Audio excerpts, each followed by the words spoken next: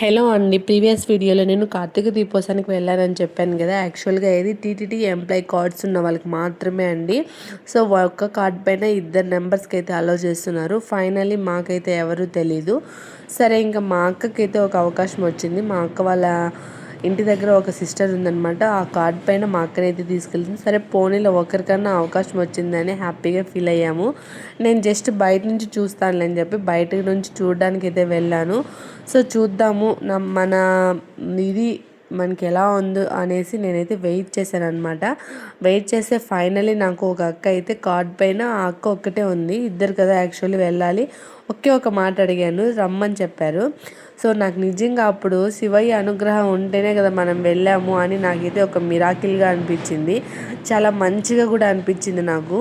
So ఏదైనా మనం నమ్మకంతో వెయిట్ చేయాలండి. కంపల్సరీగా మన నమ్మకం గట్టిదైతే కంపల్సరీ నెరవేరుతుంది అనేది ఇదేమో నాకైతే చాలా మంచిగా అనిపించింది. ఫైనలీ లోపలికి వెళ్ళి అందరితో పాటు నేను కూడా దీపం పెట్టాను.